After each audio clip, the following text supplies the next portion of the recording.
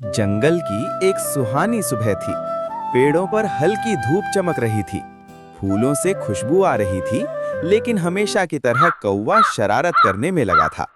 वो छोटी सी चिड़िया को तंग कर रहा था। अरे चिड़िया, इतनी छोटी सी हो, उड़ भी पाती हो या नहीं? पास ही बैठा तोता ये सब देखकर हंस रहा था। कौवे, तुम तो बड़े मजाकिया हो। चिड़िया परेशान होकर बोली। तुम दोनों को और कोई काम नहीं है क्या?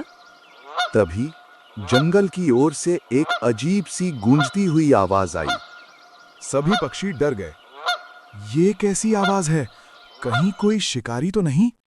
सब मिलकर आसमान की ओर देखने लगे और तभी बादलों के बीच से एक अद्भुत दृश्य दिखाई दिया।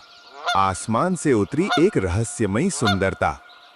आसमान में एक बड़ी सुंदर बैंगनी रंग की चिड़िया उड़ती हुई आ रही थी। उसके सिर पर छाते जैसी कलगी थी, गले में हल्की सी फूली हुई थैली, बालों में विदेशी फूल सजे थे। वो इतनी शाही और अलग थी कि सब उसे देखते ही रह गए। वो धीरे धीरे नीचे उतरी। उसकी आंखों में गहराई थी, लेकिन उनमें छुपा था दर्द। चिड़िया धीरे से उसके पास गई और प्यार से बोली, तुम्हारा नाम क्या है और तुम कहाँ से आई हो? उसने हल्की कांपती आवाज में कहा। मेरा नाम पिया है। कौवा तुरंत बोला, अरे तुम्हारा सिर ऐसा क्यों है, छाते जैसा? और तुम इतनी सुंदर कैसे हो सकती हो? फिर वो थोड़ा पास आकर बोला, अगर चाहो तो मैं तुम्हें पूरा जंगल घुमा सकता हूँ। तोता फिर हंसने लगा। चिड़िया गुस्से में बोली, इसे इग्नोर करो पिया, ये हमेशा ऐसे ही परेशान करता है। पिया चुप रही। उसकी आंखों में आंसू आ गए। चिड़िया ने धीरे से पूछा, तुम दक्षिण अमेरिका से यहाँ भारत क्यों आई हो? पिया की आवाज भर्रा गई। हमारा जंगल इंसानों ने काट दिया। हमारा जंगल इंसानों ने काट दिया। पेड़ गिरा दिए, आग लगा दी। मेरा परिवार, मेरे दोस्त सब उसी जंगल में फंस गए। मैं किसी तरह अपनी जान बचाकर बहुत दूर उड़ते हुए यहाँ तक आई हूँ। इतना कहकर वो रो पड़ी। पूरा जंगल शांत हो गया। कौवे की आंखें भी झुक गईं। तोता भी अब नहीं हंस रहा था। चिड़िया की आंखों में आंसू थे। वो बोली, कोई बात नहीं पिया, अब ये जंगल ही तुम्हारा घर है। हम सब तुम्हारे साथ हैं। तो क्या तुम अब यहीं रहोगी, हमारे जंगल में? पहले इसका नया घर बनाते हैं। Let's go.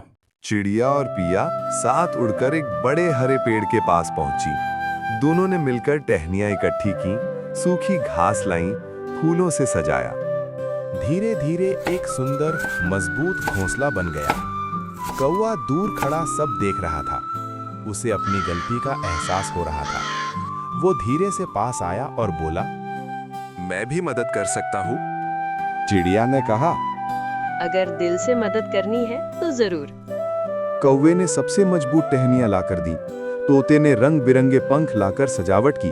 पूरा जंगल मिलकर पिया का घर बना रहा था। कुछ ही दिनों में पिया और चिड़िया की गहरी दोस्ती हो गई।